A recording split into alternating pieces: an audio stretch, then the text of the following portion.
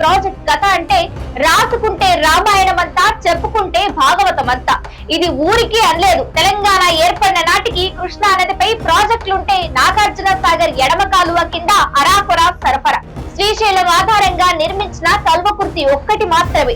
దాని సామర్థ్యం 3 టీఎంసీల లోపే.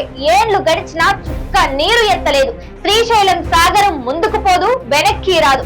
ఇక జూరాల బచావత్ ట్రిబ్యునల్ మానవతా దృక్పథంతో 12 టీఎంసీలు కేటాయిస్తే కర్ణాటకకు ముంపు డబ్బులు ఇవ్వకుండా, నీటి నిల్వ చేయకుండా జాప్యం చేశారు. చివరకు కేసీఆర్ తెలంగాణ ఉద్యమంతో ముంపు డబ్బులు చెల్లించిన దాని నిల్వ సామర్థ్యం కాగితాలపై 9 టీఎంసీలు కాగా లైవ్ స్టోరేజ్ కేవలం 6 టీఎంసీలు. అయినా ఉమ్మడి పాలమూరు ఆ చిన్న బరాజ్ ఆధారంగా భీమా, నెట్టంపాడు, కోయిల్ సాగర్, ఎడమ కాలువ ఇలా 5.90 లక్షల ఎకరాల ఆయకట్టను మెడకు కట్టారు. గోదావరి విషయానికొస్తే వరప్రధాయినిగా అభివర్ణించే శ్రీరామ్ సాగర్ ఆయకట్టు లక్ష్యం 14 లక్షల ఎకరాలు. కానీ ఏనాడు 4-5 లక్షలు పారింది లేదు.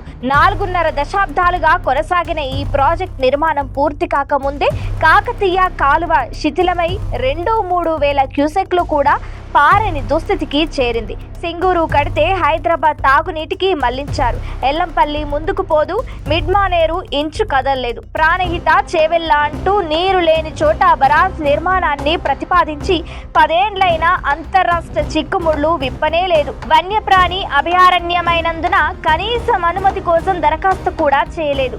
దిగువన ఇందిరా, రాజీవ్ సాగర్ ఉంటే హెడ్ రెగ్యులేటర్ మాత్రం ఏపీలో ఉంది. ఒక్క ప్రాజెక్ట్ పూర్తి కాదు గానీ తెలంగాణలో ఖాతాలో వేలాది కోట్లు ఖర్చు మాత్రం జరిగింది. మొబిలైజేషన్, అడ్వాన్స్లు, టెండర్లతో తెలంగాణ కాంగ్రెస్ నేతల దాహార్తి తీరిందే గాని రైతులు బాగుపడింది లేదు. ఇలా సాగునీటి ప్రాజెక్ట్ అంటే కనీసం 4-5 దశాబ్దాలు అనేది ఉమ్మడి రాష్ట్రంలో తెలంగాణకు శాపం.